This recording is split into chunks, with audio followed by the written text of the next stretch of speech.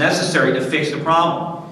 So it's the boom is the problem. The bust is the solution. The bust is the cure. The mistakes are made during the boom. And I often talk about President Bush's quote before he left office when he talked about the fact that Wall Street got drunk. And that's a very good way to describe it. They were stinking drunk on Wall Street. But they were drunk on Main Street, right? The whole country was drunk. But with George Bush, what he didn't look at is where did they all get the alcohol? That's what I'm concerned about. Why was Wall Street drunk? Did it just, was it just spontaneous? No. Somebody had to give the alcohol, and they got the alcohol from the government, right? Alan Greenspan was the bartender. He liquored everybody up. And the government made sure that the bar never closed.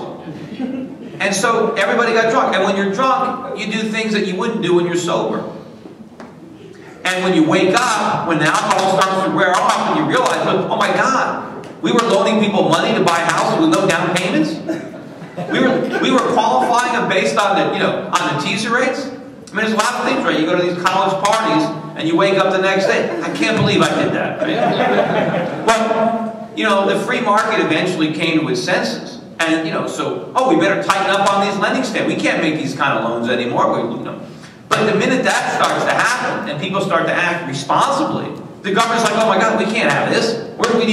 We need to liquor everybody back up again. We can't go through this hangover period because that's what the voters don't want. So in the boom-bust cycle, the bust, that is the hangover. That's the part where, it's not pleasant.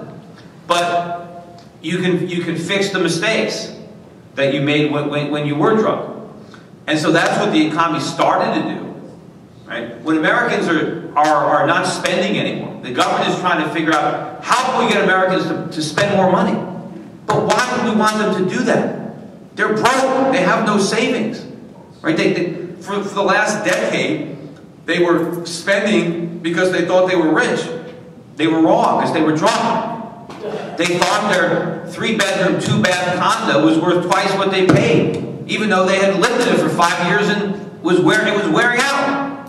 Why should it be worth more? Well, they were drunk. They didn't know. And so they spent money, and they figured it would keep going up. So they have to make up for that. People have to save now because they spent too much.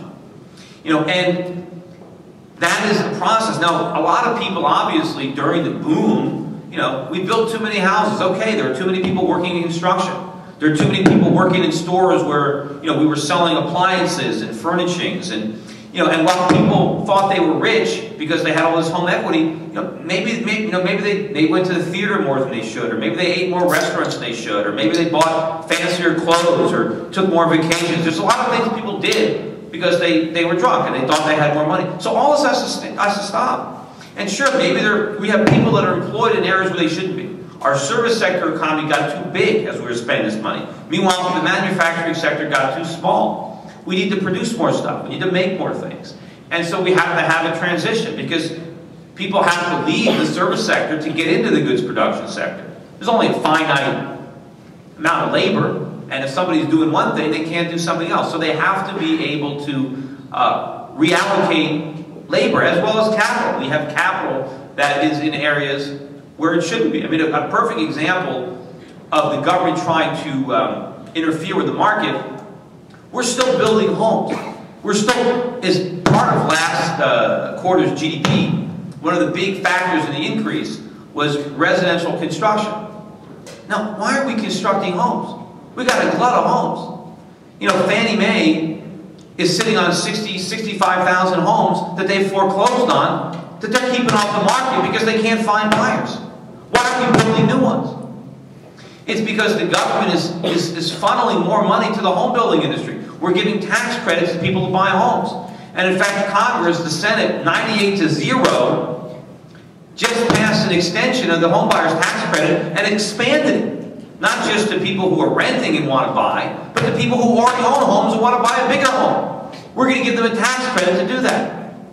Why is the government trying to steer resources into home building? We don't need any more homes. There's a lot of other things we do need. We're running huge trade deficits. We need to produce stuff. But the one thing I know we don't need to produce right now is new homes. But we're still doing it because of government subsidies. Same thing with automobiles. I I mean, we got people buying new cars. We did cash for clunkers. Why do we want to encourage our citizens to spend money, to go deep into debt to buy cars? I mean, here people are already driving cars, right? The cars had to be on the road. In order to qualify for cash for clunkers, you had to be driving a car that worked. And then the government gave you $4,500 to destroy it. And then after you destroyed it, they helped you get a loan to buy a more expensive car. And now you have car payments that you didn't have. And you bought a car that you never would have bought if it wasn't for the government. But why is the government taking resources and diverting them into more consumption when that's the opposite of what we need? So the government is trying to figure out how to reflate this bubble. How can we liquor everybody back up again so we can get the party going? But they don't realize that at this point it isn't going to work, because the bills for the party were going to China. They were going to Japan. And they're tired of paying them, because we took them for a pretty big ride in 2008. I mean, the whole world, went down, and it was, because we spread this, toxic debt all around the world. I mean, all these mortgage-backed securities. We bankrupted a town in Norway on mortgage-backed securities. So the world is really not interested in funding another one of these wild parties. So the only source left is Ben Bernanke. And to show how politicians never learn from their mistakes, even when they can see them, right? It's pretty clear now in hindsight to a lot of people that the cause of our problems was that interest rates were too low under Greenspan. After all, they were 1%. Well, now they're 0. Well, if 1% was too low, what's 0? That's where Bernanke's got them. And Bush was running deficits. Well, they were still big. They were $300-400 billion a year, 300, 200. Now they're $1.5 trillion or close to $2 trillion. Barack Obama, he campaigned on change. That was his whole idea, right? George Bush is doing it wrong, I'm going to do it different. Well, what's he done different? He's doing it the same way. The only thing he's changed is the size of the mistakes. Right? He makes them bigger. Because Bush came in similar circumstances to Obama, but it's just not as bad. He inherited a recession from Clinton. Why was there a recession? Because we had a boom in the 1990s. Why did we have a boom? Fed kept rates too low. Where was the bubble? Stocks, particularly internet stocks. What did that mean? That mean capital was malinvested. That means money was funding companies that shouldn't have been funded. People were drunk during the 1990s. Greenspan liquored them up. But they sobered up in 2000 when rates went up on September 11th, and we had a bust. Should have had a pretty severe recession. We didn't. Why didn't we? Well, because of the stimulus. The stimulus interfered with the recession. Now, from a political perspective, that was great. And President Bush constantly bragged about the fact that the recession, on his watch, it was the shallowest recession ever. Because during that recession, we had record car sales and record home sales. Well, the price of those record car sales and record home sales was that GM and Chrysler went bankrupt because people bought cars that shouldn't have bought them, and we bankrupted our car companies. And the price for the record home sales was the collapse of the mortgage market and a housing bubble and the bankruptcy of pretty much our entire financial system.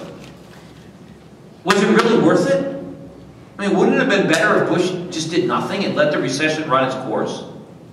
Well, politically, maybe not, because maybe the voters would have been mad and he wouldn't have been reelected.